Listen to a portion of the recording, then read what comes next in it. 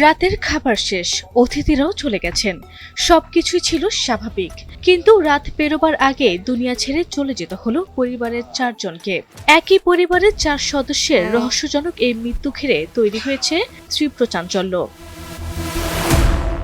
ঘটনাটি ভারতের মুম্বাইয়ের। ভারতীয় গণমাধ্যম এনডিটিভি জানায়, শনিবার রাতে স্থানীয় ব্যবসায়ী আব্দুল্লাহ দোখাডিয়া পরিবারের সদস্য ও আত্মীয়দের নিয়ে নৈশভোজ করেন। খাবার শেষে অতিথিরা চলে গেলে রাত প্রায় 1টার দিকে পরিবারের সদস্যদের নিয়ে তরমুজ খান তিনি। এর কিছুক্ষণ পরেই হঠাৎ সবাই বমি ও ডায়রিয়ায় আক্রান্ত হয়ে গুরুতর অসুস্থ হয়ে পড়েন। এরপর দ্রুত অবনতি ঘটে অবস্থার। কয়েক ঘন্টার ব্যবধানে মৃত্যু হয় আব্দুল্লাহ দোখাডিয়া, তার স্ত্রী নাসরিন এবং 2 কিশোরী কন্যা জয়নাব ও আয়শার।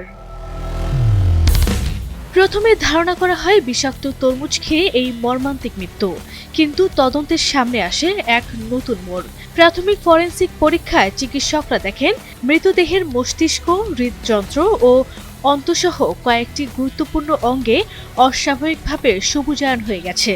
সাধারণত খাদ্যে বিষক্রিয়ায় এমন দৃশ্য সচরাচর দেখা যায় না।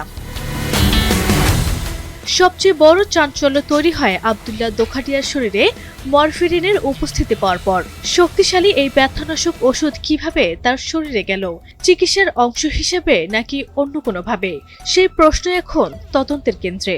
মুম্বাইয়ের খাদ্য ও ঔষধ প্রশাসন জানিয়েছে, তরমুজের সঙ্গে মৃত্যুর সরাসরি কোনো সম্পর্ক এখনো পাওয়া যায়নি, কারণ একই রাতে খাসির পোলাও খাওয়ার পর সবাই স্বাভাবিক ছিলেন। তাহলে এটা কি পরিকল্পিত হত্যাকাণ্ড, নাকি অন্য কোনো বিষাক্ত পদার্থ? পারিবারিক বিরোধ নাকি ব্যবসায়ের শত্রুতা? সব দিক খতিয়ে দেখছে পুলিশ। ইতোমধ্যে অপমৃত্যুর দায়ে মামলা করা হয়েছে। এখন পুরো মুম্বাইয়ের নজর এক প্রশ্নে, 4 জনের মৃত্যুর পেছনে আসল রহস্য কি? আরবি ইসলাম হিমু, এনটিভি অনলাইন।